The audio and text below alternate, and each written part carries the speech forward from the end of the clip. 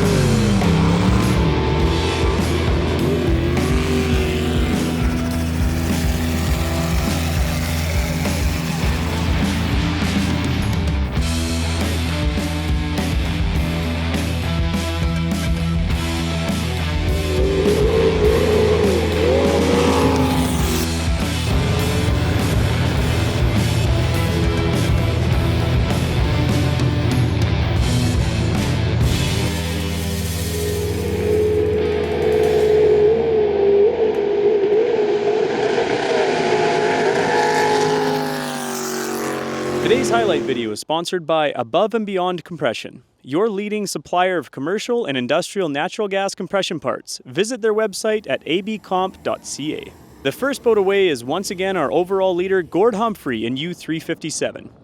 Gord has been our leader since the drop of the green flag on day 1, and so far only Regan has had an answer to his speed. This very leg cost Gord the 2019 World Championships after he suffered a rock strike which damaged his boat beyond repair. So he's really hoping to get 2 clean runs before returning to his home waters in Taylor. Regan Williamson is still sitting second behind Gord, and both he and fellow countryman Kevin Hyde were having some fun inadvertently taking back channels. Thankfully, other than costing them some time, there was no real drama of them running up there. Plus, they're more at home on the skinny waters anyway. Yeah, I saw the left-hand channel a bit late and there's no way I was making it, so into the dead water and slowing down, thinking maybe I'll get out of here, and then I started touching, so saw water at the end of it and we just sort of, went pleasure boat speeds through and got through it and popped out the other side. Yeah, no, it was good. It's a good line through there. We got through good as gold, never touched anything, so all good. On the way back downstream though, it all came undone for Regan when he hit the same hidden rock shelf that claimed Gord in 2019. It created so much damage to his boat that he was forced to pull out of the marathon at Pipestone. Oh my God.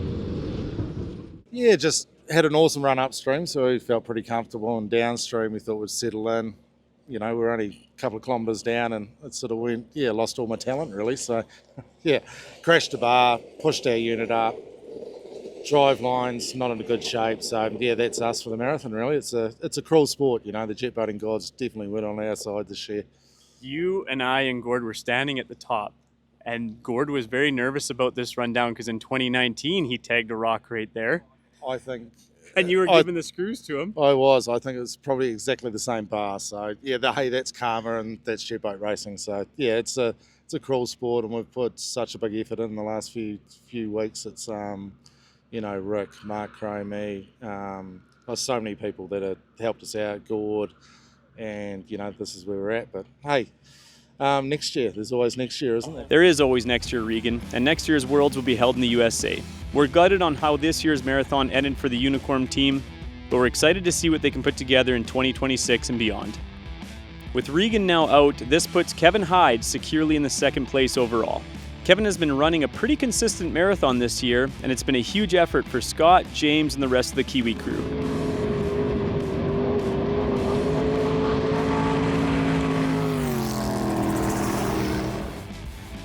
Regan's DNF now moves the fastest piston-powered boat of Spencer King into the final podium spot in the overall UIM title.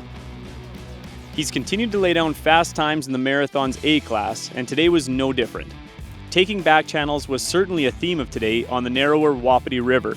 Even the very experienced Sunset Shaker crew found themselves on a side channel, which might not be the fastest, but it actually had plenty of water to make it out the top.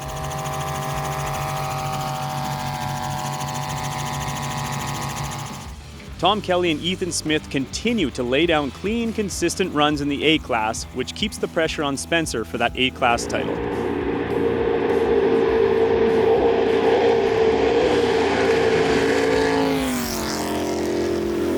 The same can't be said for local Grand Prix racer Darren Cage, who was sitting in third place in the A class coming into today, but he had issues with his boat even firing before leg 9 began. We had a miss, started having a miss yesterday. We tore the wiring apart, changed ignition boxes, did everything, and then it just died on us again, basically. So I got 2 miles out of it, came back. All morning we spent trying everything, and then I went try a crank sensor, and here we are, we're back in the game, and it's running. I mean, there's no chance of us catching Spencer anyways, but we're having a good time until now. Hey, what are you going to do? It's a marathon. That's it. And your guys' home water, and you know this Wapiti so well. You guys could have been making up time on Tom ahead of you. But you know what? These things happen. So we are going to be racing in Taylor. We're super excited about that. We're headed there tomorrow morning. Awesome. Do a little cleanup and get a much-needed good rest. We're beat. Yeah, I'm just about to sleep standing up right now. So, Darren, Riley, good luck. You guys drive safe. Thanks, bud. With Darren not starting this leg, Randy Tinnant now bumps up into the third spot in A. But just like Regan ahead of them, it was not all smooth sailing on the way up the Wapiti on leg 9. Well, we seen something up a channel we wanted to go have a little peek at, and when I said go left, Randy wasn't quite as responsive as I thought. Oh, it's a timing thing. It's a reaction thing. We maybe took a little scenic route, that's all. One little turnaround. Unfortunately, navigational errors continued to plague Team A222, and on the way back downstream, they too ran a dry channel they were definitely not able to turn around out of. Unfortunately, A222 was damaged beyond easy repair and are forced to retire from this year's Worlds. And he wasn't the only one down that channel. It also caught local racer Barry Fenton off guard, who wasn't quite as far into the channel as 222, though still suffered a DNF on this leg. A week ago, this was runnable. Not today. Yeah, not today. It was a team effort, this one. Yeah, I would take some of the blame. Seems how Barry is the local to this river.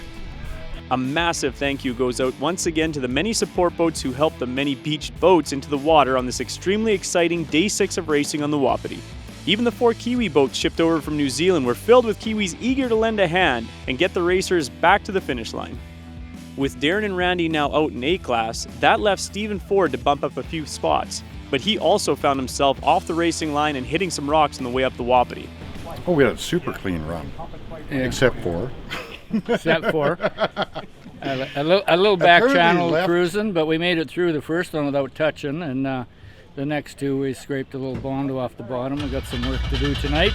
We tore the back of the boat here and then down the side, so it was taking on so much water that we had probably 200 pounds of water sitting in the back. We drove it up on shore because it was sinking.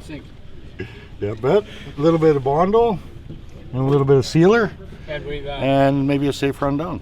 Thankfully, the bondo job worked, and A193 team running loose made it back to the finish line without any more troubles.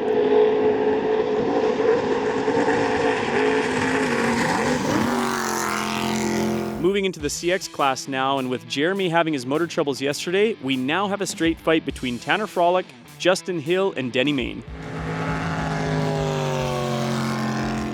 Denny's the only one with hometown water advantage of the three of them, and was able to be the second fastest of the three of them upstream, with Tanner claiming the top time.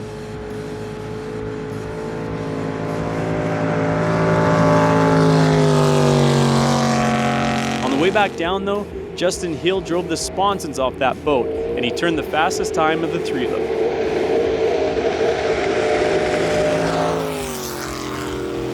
It's very cool to see this back and forth racing between all the racers in the CX class.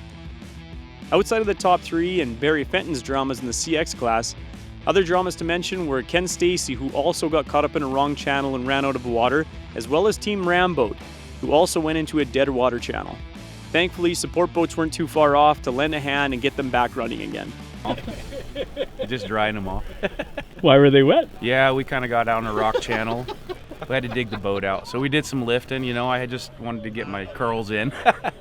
Everything was very good until we hit that wrong turn. So we're just gonna correct the notes for that turn, and we're just gonna do it in the reverse, and it should be all fine, because it was really just that one mistake that got us out of the race. So good luck. Thanks.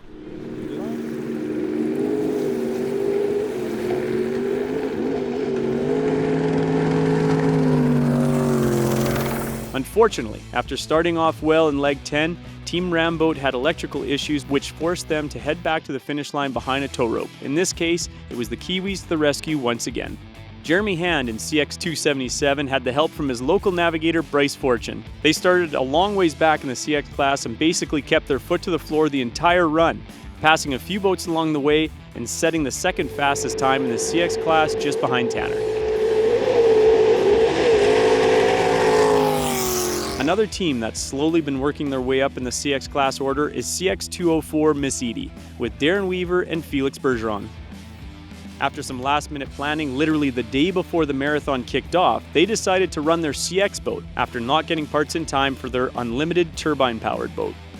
In this class, it often takes months and months of testing to be competitive, so we're happy to see them bringing such a quick package last minute and currently sitting in 4th in the CX.